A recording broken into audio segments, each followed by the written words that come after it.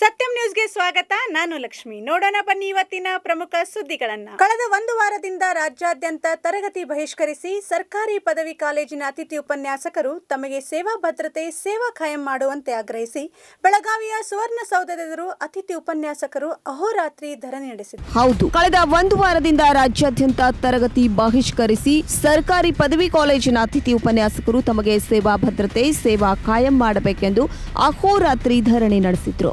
ಬೆಳಗಾವಿಯ ಸುವರ್ಣಸೌಧದ ಎದುರು ಬೃಹತ್ ಸಂಖ್ಯೆಯಲ್ಲಿ ಸುಮಾರು 10,000ಕ್ಕಿಂತಲೂ ಹೆಚ್ಚು ಅತಿಥಿ ಉಪನ್ಯಾಸಕರು ರಾಜ್ಯದ ವಿವಿಧ ಜಿಲ್ಲೆಗಳಿಂದ ಆಗಮಿಸಿ ಧರಣಿ ಮುಂದುವರೆಸಿದ್ರು. ಈ ಸಂದರ್ಭದಲ್ಲಿ ಧರಣಿ ಸ್ಥಳಕ್ಕೆ ಆಗಮಿಸಿದ ಶಾಸಕರಾದ ರೇಣುಕಾಚಾರ್ಯ ಅವರು ಮಾತನಾಡಿದರು.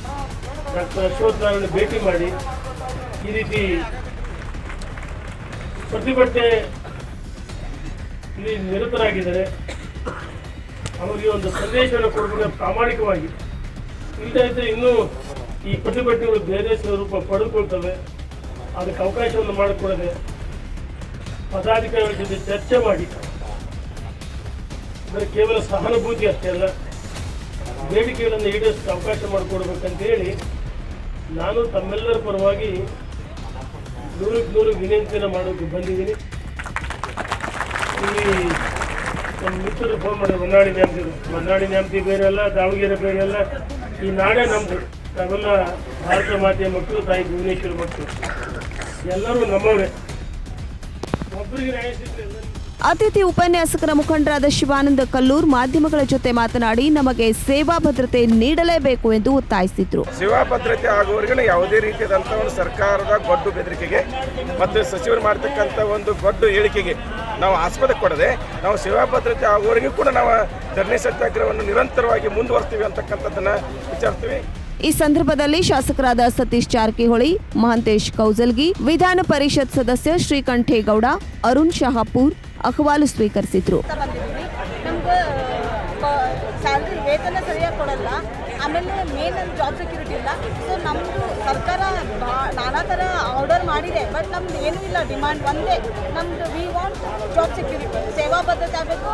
ನಾವು ಯಾರ್ಯಾರು ವರ್ಕ್ ಮಾಡ್ತೀವಿ ನಮ್ದು ಅಬ್ಸರ್ವ್ ಮಾಡಿ ಸರ್ವಿಸ್ ಕನ್ಸಿಡರ್ ಮಾಡಿ ನಮ್ಮ ಸರ್ವಿಸನ್ನು ಪರ್ಮನೆಂಟ್ ಮಾಡಬೇಕು.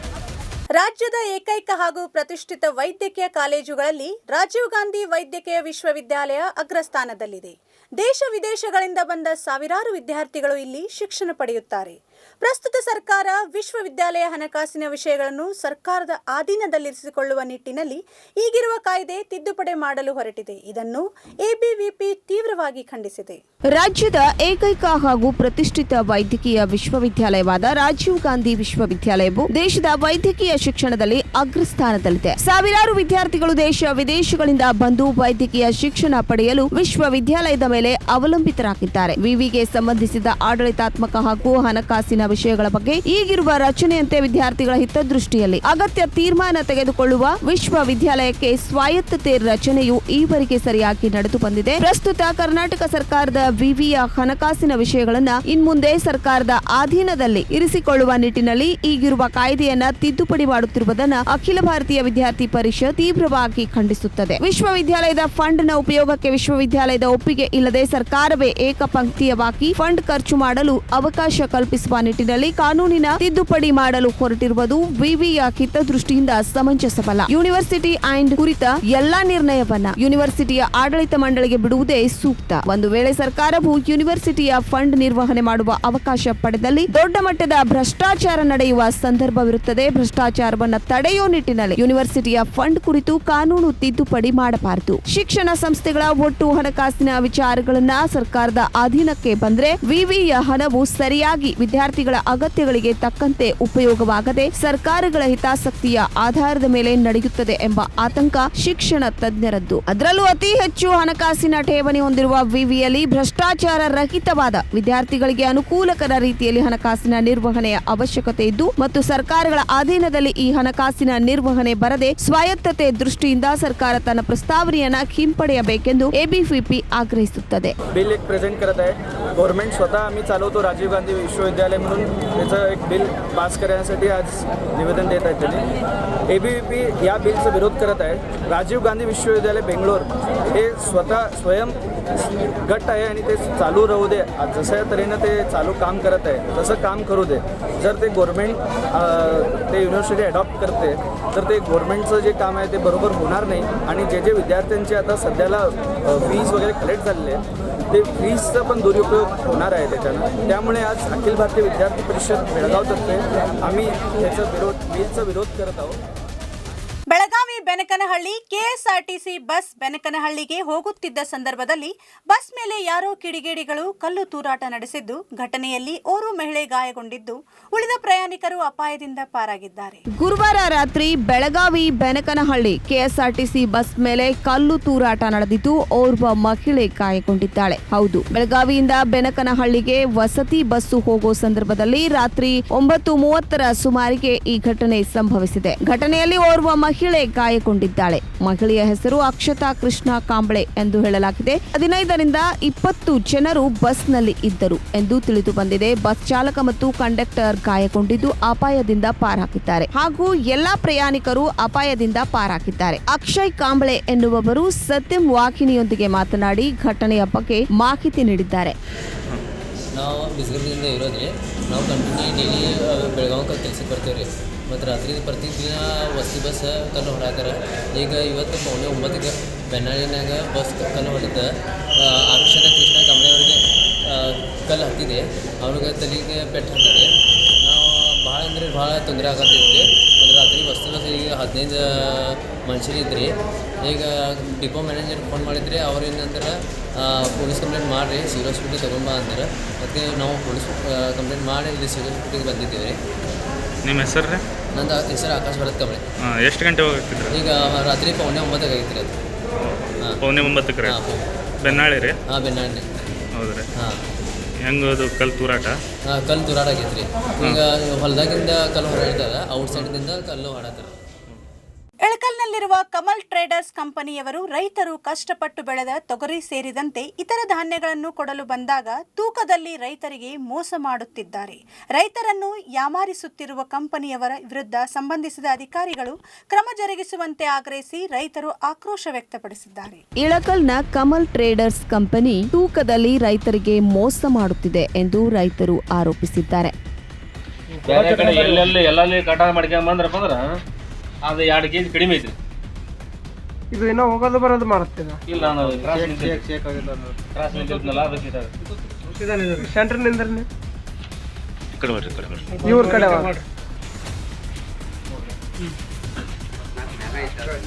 74 ಮ್ಯಾಗ ಐತ್ರಿ. ಬೇರೆ ಕಡೆ ಇದು ಮಾಡಿದ್ರೆ ರೈತರು ಕಷ್ಟಪಟ್ಟು ಬೆಳೆದ ಬೆಳೆಗೆ ತೂಕದಲ್ಲಿ ಮೋಸವಾಗುತ್ತಿದೆ ಎಂದು ರೈತರು ಆಕ್ರೋಶ ವ್ಯಕ್ತಪಡಿಸಿದ್ರು. ಇದಕ್ಕೆ ಸಂಬಂಧಪಟ್ಟ ಅಧಿಕಾರಿಗಳು ಕೂಡ ಈ ಕಡೆ ಗಮನ ಹರಿಸಬೇಕಾಗಿದೆ, ತಪ್ಪಿತಸ್ಥರ ಮೇಲೆ ಕ್ರಮ ಕೈಗೊಳ್ಳಬೇಕಾಗಿದೆ ಎಂದು ರೈತರು ಮನವಿ ಮಾಡಿದ್ದಾರೆ. ಹಾಗೂ ಕಮಲ್ ಟ್ರೇಡರ್ಸ್ ಕಂಪನಿಯಲ್ಲಿ ಆಗುತ್ತಿರುವ ಮೋಸದ ಬಗ್ಗೆ ಆಕ್ರೋಶವನ್ನ ವ್ಯಕ್ತಪಡಿಸಿದ್ದಾರೆ. ನಾವು ಸೈಕಲ್ ಗೂಗಲ್ ಮರೆಯೋದು. ನಾವು ಕಮಲ ಟ್ರೇಡಿಂಗ್ ಕಂಪ್ನಿಗೆ ತೊಗರಿ ತೊಗೊಂಬಂದಿದ್ವಿ 15ನೇ ತಾರೀಕಿಗೆ ತೊಗೊಂಡು ಬಂದ್ವಿ. ಅವತ್ತು ನಮ್ಗೆ ಸಂಶಯ ಬಂತು. ಏನು ಸಂಶಯ ಬಂತಂತಂದ್ರೆ ಪ್ರತಿ ಎಲ್ಲ ಕಾಟದೊಳಗೆ ನೋಡಿದ್ರು ಇವ್ರ ಕಾಟ ಎಲ್ಲ ಕಾಟಕ್ಕಿಂತ 2 kg ಕಡಿಮೆ ಬರಾಕತ್ತೈತಿ. ಆ ಸಂಶಯ ಬಂದಾಗ ನಾವು ನಮ್ಮ ಊರನವ್ರು ಕೂಡ ನಾವು ಮಾತಾಡ್ಕೊಂಡು ಈ ಥರ ಅನ್ಯಾಯ ಮಾಡ್ತಾರೆ ಇವ್ರು ರೈತರಿಗೆ, ಈ ಥರ ಅನ್ಯಾಯ ಮಾಡಿದ್ರೆ ಇದು ನಾವು ಸಹಿಸೋಣ ಬ್ಯಾಡ್ರಿ, ಇದನ್ನು ಇವತ್ತು ನಮಗಾಗತ್ತಾ ನಾಳೆ ಇನ್ನೊಬ್ರಿಗಾಗತ್ತಾ, ಈ ಥರ ಇದು ಮಾಡೋದ್ರಿಂದ ಮುಂದುವರ್ಕೊಂಡು ಹೋದ್ರೆ ಪಾಪ ರೈತರು ಅಲ್ಲಿ ಹೊಲದೊಳಗೆ ದುಡಿದು ರಕ್ತ ಸುರಿಸಿ ದುಡಿದು ಇವರು ಪಾಲ ಮಾಡಕತ್ತಾರ. ಅದಕ್ಕೆ ಅದನ್ನು ಸಹಿಸೋಣ ಬ್ಯಾಡ್ರಿ, ನಾವು ಬಂದು ಅದನ್ನು ಪ್ರತಿಭಟನೆ ಮಾಡಮ್ಮ, ಇವರು ಇದನ್ನು ಬಂದ್ ಮಾಡ್ಸಮ್ಮ ಅಂತ ಇವತ್ತು ಬಂದ್ ಮಾಡಿಸಿ. ರೈತರಿಗೆ ಅನ್ಯಾಯ ಆಗುತ್ತೆ ಅಂತ ತಿಳ್ಕೊಂಡು ಕೆಲವೊಂದೆಲ್ಲ ರೈತ ಪ್ರಮುಖರು ಎಲ್ಲರೂ ಕೂಡಿ ಬಂದು ಹಿಂದೆ ಪರಿಶೀಲನೆ ಮಾಡಿದರು. ಈ ಕಾಟದಲ್ಲಿ ವ್ಯತಿರಿಕ್ತ ಆಗ್ತಾ ಇತ್ತು ಅಂತೇಳಿ ಅವ್ರದ್ದು ಕಂಪ್ಲೇಂಟ್ ಐತಿ. ಅವ್ರು ಮಾಲಕರು ಕೇಳಿದ್ರೆ ಅದು ಎಲೆಕ್ಟ್ರಾನಿಕ್ ಕಾಟ ಐತಿ, ಇದು ನಮ್ಮ ಸಮಸ್ಯೆ ಆಗೈತೆ ಅಂತ ಅವ್ರು ಅನ್ನಕತ್ತಾರೆ. ಅದಕ್ಕೆ ನಾನು ಒಂದು ಏನು ವಿನಂತಿಯಪ್ಪ ಅಂತಂದ್ರೆ, ಬಾದಾಮಿ ಬಾಲ್ಕೋಟ್ ಜಿಲ್ಲೆದಾಗ ಬಾದಾಮಿ ಐತಿ, ಅದು ಇಲ್ಕಲ್ಲು ಬಾದಾಮಿ ಬಾಲ್ಕೋಟ್ ಜಿಲ್ಲೆದಾಗ ಐತಿ. ಅದು ಅಲ್ಲಿ ಕಬ್ಬುಣ ಕಾಟ ಯಾಕೆ, ಇಲ್ಲಿ ಎಲೆಕ್ಟ್ರಾನಿಕ್ ಕಾಟ ಯಾಕೆ? ಅದಕ್ಕೆ ದಯವಿಟ್ಟು ಇದು ಸಂಬಂಧಪಟ್ಟ ಅಧಿಕಾರಿಗಳು ಎಲೆಕ್ಟ್ರಾನಿಕ್ ಕಾಟ ತೆಗೆದು ಕಬ್ಬುಣ ಕಾಟ ಮಾಡಬೇಕು. ಏನು ಒಂದು ವೇಳೆ ಮಾಡಿಕಂದ್ರೆ ರೈತರು ಕರ್ಕೊಂಡು ನಾವು ಇರ್ತೀವಿ, ರೈತ ಸಂಘಕ್ಕೆ ರೈತರಿಗೆ ಸಂಬಂಧ ನಾವು ಹೋರಾಟ ಅದನ್ನಲ್ಲ, ನಮ್ಮ ಹೊಲನ ನಾನು ಒಬ್ಬ ರೈತನ ಅವ್ರ ಜೋಡಿ ಕೂತು ನಾವು ಉಪವಾಸ ಸತ್ಯಾಗ್ರಹ ಮಾಡ್ತೇವೆ. ಇದರೊಳಗೆ ಏನೋ ಅಧಿಕಾರಿಗಳು ಶಾಮೀಲ್ ಆದಾಗ ನನಗೆ ಅನಿಸ್ತಿದ್ದಾರೆ. ನಿಜವಾಗಿ 100ಕ್ಕೆ 100 ರೈತರ ಅನ್ಯಾಯ ಆಗೋದು ಯಾವ ಅಧಿಕಾರಿ ಕೇಳೋದು.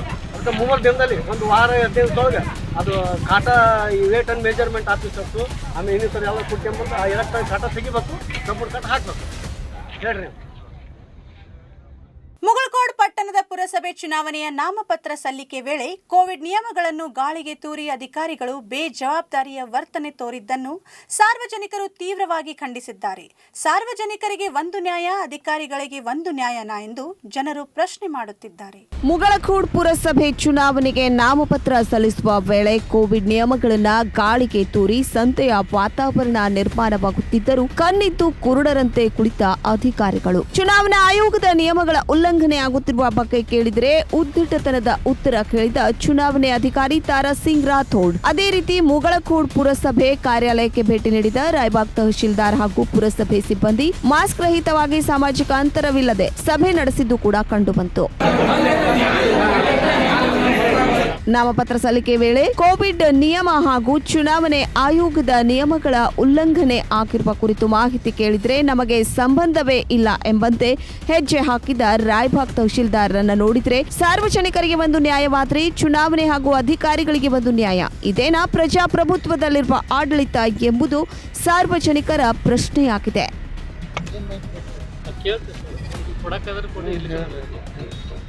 ನಾಮಿನೇಷನ್ ಓಟ್ ತೆಗೆದ್ರಿ 41 23 ವಾರ್ಡಿಗೆ.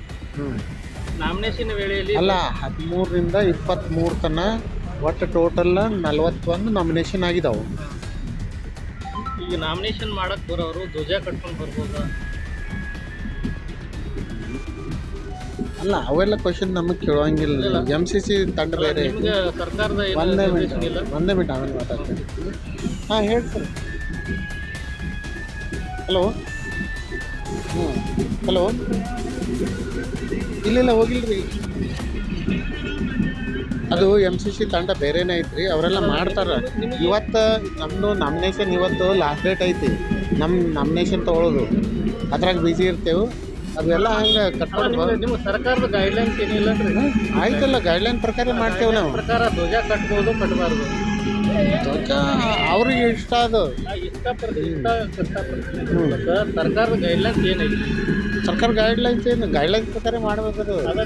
MCC ಒಂದು ಕಟ್ಟಬಾರ್ದು ಕಟ್ಕೊಂಡು ಬಂದಾರಲ್ಲ, ಉಲ್ಲಂಘನೆ ಆಗಿಲ್ಲ ಕಟ್ಟಬಾರ್ದು ಅಂತ ಹೇಳ್ತೀರಿ. ಅದು MCC ತಂಡ ಬೇರೆನೇ ಐತೆ, ಅವ್ರು ಮಾಡ್ತಾರೆ ಎಲ್ಲರೂ. ಈಗ ಕೋವಿಡ್ ನಿಯಮ ಪಾಲನೆ ಮಾಡಿಲ್ಲ. ಒಂದು ನಿಮಿಷ ಬರ್ರಿ. ಎಲ್ಲ ಪಾಲನೆ ಆಗೈತಿ, ಮಾಸ್ಕ್ ಹಾಕೊಂಡಿಲ್ಲ, ಪಾಲನೆ ಆಗೈತೆ, ಎಲ್ಲ ಸ್ಯಾನಿಟೈಸರ್ ಇಲ್ಲ, ಏನೂ ಇಲ್ಲ, ಎಲ್ಲ ಮಾಡಿದ್ದಾರೆ, ಪಾಲನೆ ಮಾಡಿಲ್ಲಲ್ಲ ಸರ್? ಮಾಡಿಲ್ಲ ರೀ. ಮಾಸ್ಕ್ ಹಾಕೊಂಡಿಲ್ಲ. ಯಾರು ಹಾಕೊಂಡಿಲ್ಲ? ನಾಮಿನೇಷನ್ ಮಾಡಕ್ಕೆ ಬರೋರಾಗಿರ್ಬೋದು, ಎಲ್ಲ ಹಾಕೊಂಡೇ ಬಂದಿದ್ದಾರೆ.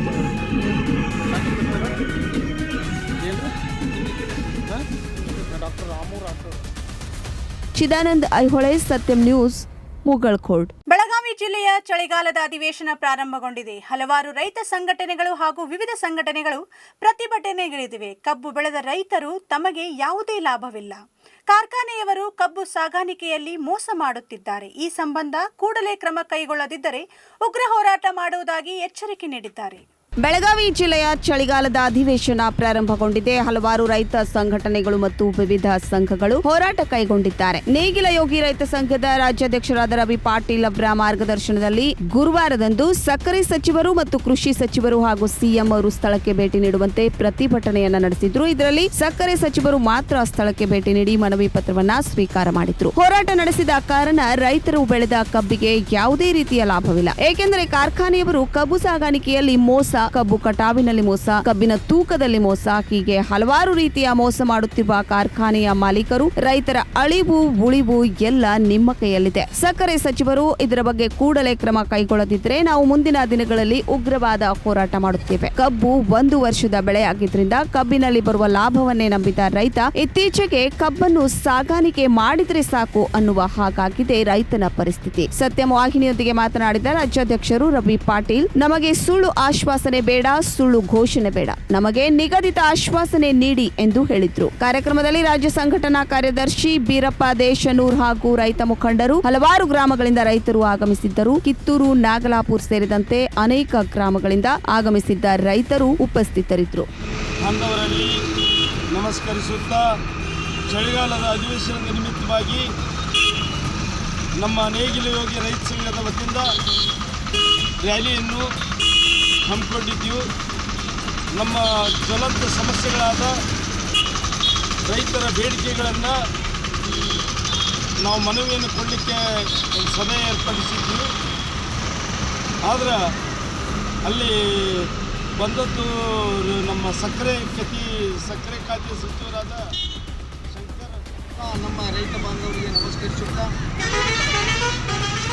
ಚಳಿಗಾಲದ ಅಧಿವೇಶನ ನಿಮಿತ್ತ ಇವತ್ತಿನ ದಿವಸ ನಾವು ನಮ್ಮ ಬೆಳಗಾವಿ ಜಿಲ್ಲೆ ಒಂದು 5-6 ತಾಲೂಕು ರೈತರೆಲ್ಲ ಸೇರಿ ಇವತ್ತೊಂದು ನಾವು ಒಂದು 3-4 ಮನವಿ ಹೊಡ್ಕೊಂಡು ಇವತ್ತೊಂದು ಪರ್ಮಿಷನ್ ತೆಗಿಸಿ ಹೋದಾಗ ಇವತ್ತು ನಮ್ಮ ಶಂಕರ್ ಪಾಟೀಲ್ ಅಂತೇಳಿ ನವಲಗುಂದ, ಧಾರವಾಡ ಜಿಲ್ಲಾ ನವಲಗುಂದವ್ರು ಒಂದು ಶುಗರ್ ಮಿನಿಸ್ಟರ್ ಅದಾರ, ಅವರು ಬಂದಿದ್ದರು.